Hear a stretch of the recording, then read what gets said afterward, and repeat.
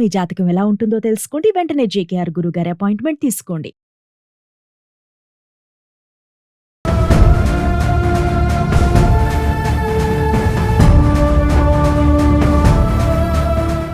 Hello, నమస్తే, welcome to Suman TV. కొన్ని days ముందు మనకి పాకిస్తాన్ టెర్రరిస్ట్ అటాక్ ఏదైతే జరిగిందో అది మనందరినీ కూడా చాలా కలిచివేసిన విషయం అన్నమాట. ఈ విషయం పైన అందరికీ క్వశ్చన్ రేజ్ అవుతుంది. అంటే హిందువులుగా పుట్టడం మనందరం చేసుకున్న ఒక పాపమా అనే క్వశ్చన్కి మనం రేజ్ అయిపోయాం యాక్చువల్లీ. సో ఇలాంటి ఈ టాపిక్ పైన మనము ఇప్పుడు చర్చించడానికి మన స్టూడియోలో రామ్ మెట్టు గారు ఉన్నారు. వీరితో ఈ విషయంపై కొంచెం మనం చర్చిద్దాం. హలో అండి, నమస్తే. నమస్తే అండి. సో ఇప్పుడు మనం మాట్లాడుకున్నాము అంటే ఈ పాకిస్తాన్ టెర్రరిస్ట్ అటాక్ ఏదైతే జరిగిందో మనకి పహల్గామ్లో, యాక్చువల్గా అసలు ఎవరి ఊహించని సిచ్యువేషన్. ఎవరినైనా కానీ ఇప్పుడు ఏదో వాళ్ళు టూరిస్ట్ అనేవాళ్ళు జస్ట్ వాళ్ళ హ్యాపీనెస్నో లేదో వాళ్ళు సమ్ హ్యాపీ మూమెంట్స్ని షేర్ చేసుకోవడానికి, లైక్ ట్రావెల్ చేయడానికి ఏదో వెళ్ళారు, క్రియేట్ చేసుకోవడానికి మంచి మెమరీస్ అనేది. సో అలాంటి టైంలో అదొక విషాదకరమైన ఇన్సిడెంట్ వాళ్ళ లైఫ్లో ఉండిపోయేలాగా చేసింది. సో దీనిపైన మీ టేక్ ఏంటి అసలు? డెఫినెట్లీ అండి, ఇది చాలా బాధాకరం యాక్చువల్గా. ఎందుకంటే పహల్గామ్లో జరిగిన ఈ అటాక్ ఏదైతే ఉందో ఇది పక్కా ప్రీ ప్లాన్ అటాక్. అండ్ వాళ్ళ ఉద్దేశాలు కూడా క్లియర్ కట్గా వాళ్ళు మెన్షన్ చేశారు. అంటే ఎవరు చేశారు, ఎందుకు చేశారు అనేది it is very clear. So బేసిక్గా అసలు first of all Jammu and కాశ్మీర్లో, అంటే ఈ పహల్గామ్లో ఏదైతే అటాక్ జరిగిందో ఆ లొకేషన్ వాళ్ళు చూస్ చేసుకోవడానికి మేజర్ రీజన్ ఏంటంటే, first of all it's a very beautiful place అండి.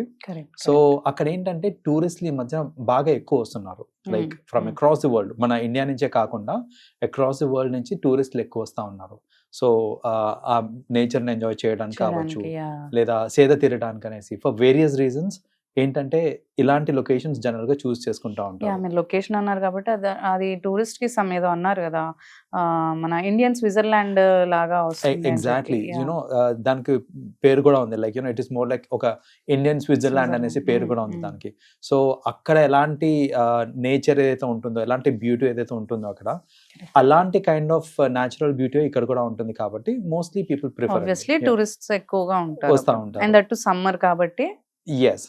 సో ఇక్కడ ఈ అటాక్ అండి అసలు ఫస్ట్ ఆఫ్ ఆల్ తీవ్రవాదులు ఎవరైతే ఉన్నారో వాళ్ళు సోల్జర్ డ్రెస్సెస్ వేసుకొని వచ్చారు. లైక్ యూనో వాళ్ళు క్యామోఫ్లాజ్ చేసుకున్నారు, మన సోల్జర్స్ లాగా డ్రెస్ చేసుకున్నారు. ఏంటంటే వాళ్ళు అటు ఇటు తిరిగేటప్పుడు కూడా ఎవరికి డౌట్ రాకూడదు అనే దీంతో ఫస్ట్ ఆఫ్ ఆల్ సోల్జర్స్ లాగా వాళ్ళు డ్రెస్అప్ అయ్యి ఒక పబ్లిక్ ప్లేస్లో వాళ్ళు ఏంటంటే ఫైరింగ్ అనేది స్టార్ట్ చేశారు.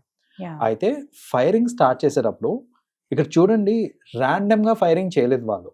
వాళ్ళు ఏంటంటే ఒక్కొక్కరిని హిందువా కాదా అనేసి ఫస్ట్ ఆఫ్ ఆల్ కనుక్కొని, అది వాళ్ళు హిందూ అని తేల్చుకున్న తర్వాతనే వాళ్ళని చంపేయటం, కాదు ముస్లిం అంటే వాళ్ళని వదిలేయటం అనేది జరిగింది ఇక్కడ. సో దీనికి ఎందుకు ఇలా చేశారు అని అంటే, మేజర్ అంటే రూట్ కాజ్, అసలు ఈ అటాక్ జరగడానికి రూట్ కాజ్ ఏంటంటే, ఈ ప్లేస్కి ఈ మధ్యన టూరిస్టులు ఎక్కువ వస్తున్నారు, కొందరేమో బయట నుంచి సెటిల్ అవ్వడానికి కూడా వస్తున్నారు. సో ఇలా సెటిల్ అవ్వడానికి వచ్చినప్పుడు ఏంటంటే డెమోగ్రఫిక్స్ మారిపోతూ ఉంటాయి. లైక్ ఇప్పుడు చాలా మంది హిందూస్ కూడా ఉండొచ్చు, కొందరు క్రిస్టియన్స్ కూడా రావచ్చు, ముస్లిమ్స్ కూడా ఉండొచ్చు. కానీ వాళ్ళ మెయిన్ ఇంటెన్షన్ ఏంటిది అని అంటే, అది ఒక ముస్లిం డామినేటెడ్ ప్లేస్ లాగానే ఉండాలి. దాని డెమోగ్రఫిక్స్ మారినాయి అంటే కనుక వాళ్ళ పట్టు తప్పుతుంది అనే ఒక ఉద్దేశంతో వాళ్ళు ఏంటంటే ముస్లిమ్స్ని మాత్రం అలాగే ఉంచేసి ఇంకా వేరే రిలీజియన్స్ వాళ్ళు ఎవరన్నా సరే వాళ్ళని చంపేయడం జరిగింది ఇక్కడ. అంటే ఇప్పుడు వాళ్ళు ఓన్లీ పాకిస్తానీ డామినేట్, అంటే లైక్ ముస్లిమ్స్ డామినేషన్ ఏమన్నా ఉంచాలి అని అనుకున్నప్పుడు why they aimed for tourists only?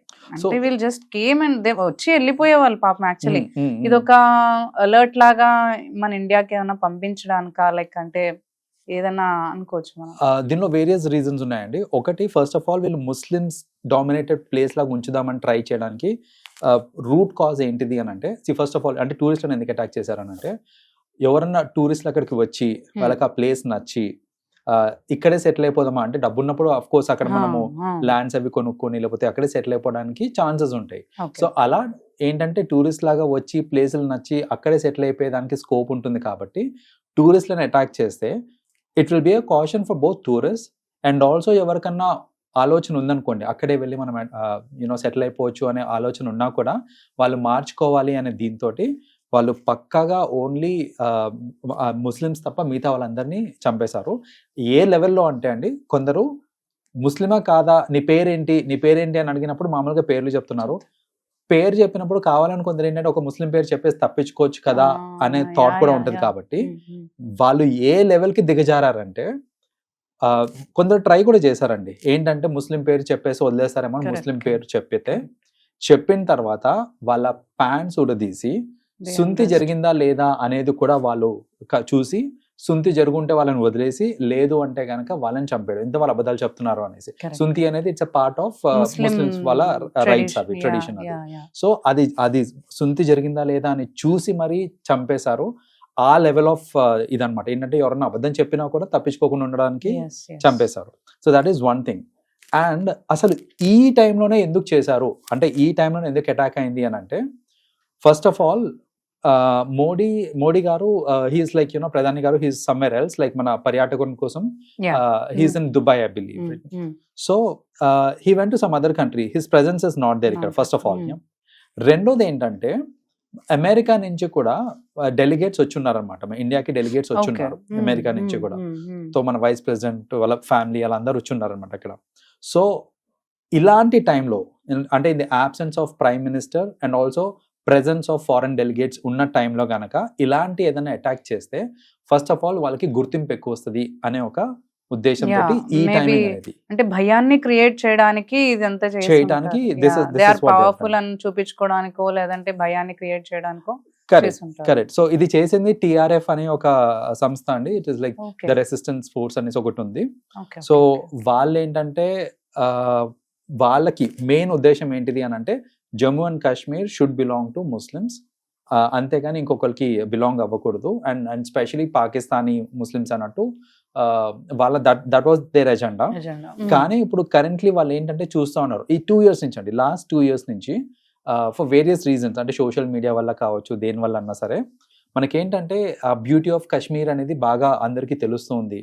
So ఈ నెంబర్ ఆఫ్ విజిటర్స్ కూడా ఎక్కువైపోయారు. సో విజిటర్స్ ఎక్కువైపోయేసరికి వాళ్ళు అలర్ట్ అయ్యి ఈ విజిటర్స్ని తగ్గించాలి, ఈ ప్లేస్ అనేది అందరికీ ఎక్స్పోజ్ అవ్వకూడదు అనే ఒక ఉద్దేశంతో వాళ్ళు ఏంటంటే ఇలాంటి అటాక్స్ చేస్తున్నారు. వాళ్ళు బాయ్స్ అందరంటే మేల్స్ అందరినీ చంపారు, బట్ ఫీమేల్స్ ని వదిలేసి దే ఆస్క్ సమ్ ఏదో కపుల్ ని కూడా చెప్పారంట, లైక్ ఓల్డ్ కపుల్ వాళ్ళు వెళ్ళినప్పుడు, కేరళ నుంచి వాళ్ళు వెళ్ళినప్పుడు, మా హస్బెండ్ ని చంపేసినప్పుడు, హస్బెండ్ ని చంపేసారు నన్ను కూడా చంపండి అంటే, నో ఐ లీవ్ యూ, వెళ్ళి మోడీకి చెప్పండి మీరు ఈ విషయం అంటే. వాట్ దే వాంటెడ్ టు ఏం కన్వే చేయాలనుకుంటున్నారు? ఇప్పుడు చూడండి వాళ్ళు ఎంత కిరాతకంగా చేశారంటే, ఇది ఒక ప్రాణం తీసేస్తే ఆ ప్రాణం అప్పటికి పోతుంది సరే. అయితే ఇప్పుడు ఏంటంటే, ఇప్పుడు వైఫ్ హస్బెండ్ ఇద్దరిని చంపేస్తే ఆ పెయిన్ అనేది ఆ టైంలో వాళ్ళకి ఎవరు వన్ ఆఫ్ దమ్ కి ఉండదు. సో ఒకరిని చంపేసి ఒకరిని వదిలేస్తే అప్పుడు that is when it is more painful అనేసి వాళ్ళు ఏంటంటే ఇలా ప్లాన్ చేశారు. ఏంటంటే లేడీస్ ని ఎవరిని కూడా హార్మ్ చేయలేదు. అందులో ఒక టెర్రరిస్ట్, అంటే వన్ ఆఫ్ ది ఇంటర్వ్యూస్ లో చూసానండి నేను, అందులో ఒక టెర్రరిస్ట్ గన్ను పట్టుకొని he went in front of other women also. Women ఎదురుగానే ఉన్నారు, కాల్చాలంటే కాల్ చేయొచ్చు, కానీ విమెన్ ని కాల్చకుండా వాళ్ళని తప్పించి వాళ్ళ హస్బెండ్స్ కానివ్వండి, వాళ్ళ పార్ట్నర్స్ కానివ్వండి ఎక్కడున్నారో చూసి మరి దట్ ఈస్ వెన్ ఈ అటాక్ చేస్తున్నారు. సో వీళ్ళు ఏంటంటే చెప్పాను కదా, ఈ ఫేమ్ కోసమే అనమాట. ఫేమ్ ఒకటి, దీని ఇంటెన్సిటీ ఎంత పెంచితే అంత ఇదిగా ఉంటుంది అనేసి వాళ్ళు ఇది చేశారు. అయితే గవర్నమెంట్ డెఫినెట్ గా అప్రోప్రియేట్ యాక్షన్ తీసుకుంటుంది. బట్ ఒక్క రిక్వెస్ట్ గవర్నమెంట్కి ఏంటంటే, చేసిన వాళ్ళు దొరికిన తర్వాత వాళ్ళని కూర్చోబెట్టి మేపి ఈ టైం అంతా వేస్ట్ చేయకుండా ఎన్కౌంటర్ చేసేసారంటే ఖచ్చితంగా చాలా మందికి కాన్ఫిడెన్స్ అనేది వస్తుంది. మన గవర్నమెంట్ సిస్టమ్ మీద కానివ్వండి, మన ఆర్మీ మీద కానివ్వండి, కాన్ఫిడెన్స్ అనేది ఇన్స్టాల్ అవుతుంది. అనదర్ థింగ్ ఈజ్ ఇలాంటి ప్లేసెస్ ఏవైతే ఉన్నాయో విచ్ ఆర్ సెన్సిటివ్, అక్కడ కొంచెం మ్యాన్ ఫోర్స్ ఇంకా ఇంక్రీజ్ చేసి కొంచెం భద్రత అనేది పెంచితే బెటర్ గా ఉంటుంది. యాక్చువల్లీ అంటే కాశ్మీర్ ఎప్పుడు టెర్రరిస్ట్ అటాక్ కి ఎప్పుడు అది గురి అవుతూనే ఉంటుంది. అలాంటప్పుడు మనకి కొంచెం సెక్యూరిటీ ఇంకొంచెం అదిగా ఉండాల్సింది. వెన్ అంత ధైర్యంగా వాళ్ళు ఆర్మీ డ్రెస్ లో వేసుకొని వాళ్ళు ఫ్రీగా లోపలికి వచ్చి ఇవన్నీ చేయగలుగుతున్నారు అంటే మేబీ ఏమైనా సపోర్ట్ ఉంది అంటారా ఇంటర్నల్లీ సపోర్ట్ కాదండి. ఇక్కడ ఏమైందంటే డైవర్షన్ ఆఫ్ మ్యాన్ పవర్ అయింది. బేసికలీ ఇక్కడ కేదార్నాథ్ ఇవి వస్తున్నాయి కదా, సో కేదార్నాథ్ ఈ విజిట్స్ కి దానికి సంబంధించిన భద్రత ఇదంతా డైవర్షన్ మొత్తం అక్కడికి వెళ్ళిపోయింది అనమాట. Okay. ఏంటంటే ఇప్పుడు మన సెక్యూరిటీ ఫోర్సెస్ కానివ్వనండి, మన ఆర్మీ ఇదంతా కూడా ఈ కేదార్నాథ్ మీదకి they are focusing more upon it. So ఆ ఫోకస్ మొత్తం అక్కడికి డైవర్ట్ అయ్యేసరికి ఇలాంటి ప్లేసెస్, పహల్గామ్ లాంటి ప్లేసెస్ లో ఏంటంటే కొంచెం ఫోకస్ తగ్గింది. దీన్ని వాళ్ళు అల్చుగా తీసుకొని చేసిన అటాక్ ఇది. అదర్వైజ్ మన army system was always alert అండి. They have done the best of jobs many a times. In fact చెప్పాలంటే ఈ అటాక్ అయిన తర్వాత రెండో అటాక్ జరగబోయింది, which it was about to happen. కానీ మన ఆర్మీ అలర్ట్ గా ఉండి అది జరగకుండా వాళ్ళని ఎన్కౌంటర్ చేయడం అనేది జరిగింది. సో అలర్ట్నెస్ వైజ్ అయితే మన వాళ్ళు కరెక్ట్ గానే ఉన్నారండి. జస్ట్ దాట్ ఏంటంటే వాళ్ళు అడ్వాంటేజ్ తీసుకున్నారు. ఒక ఈవెంట్ జరగబోయే ఈవెంట్ ని అడ్వాంటేజ్ గా తీసుకొని ఎక్కడైతే కొంచెం మన ఫోకస్ తక్కువ ఉందో అలాంటి ప్లేసెస్ ని ఐడెంటిఫై చేసి వాళ్ళు అటాక్ చేద్దామని, దట్ ఈస్ హౌ పహల్గామ్ మీద అటాక్ జరిగింది. అంటే క్వశ్చన్ వచ్చేది ఏంటంటే ఇప్పుడు ఇక్కడ 28 మెంబర్స్ చనిపోయారు. అక్కడ ఓల్డ్ కపుల్ ఉన్నారు. మీరు అన్నట్టు like mother they were requesting for their kids life, కానీ బట్ వాళ్ళు చంపేసి మదర్స్ వదిలేయడము.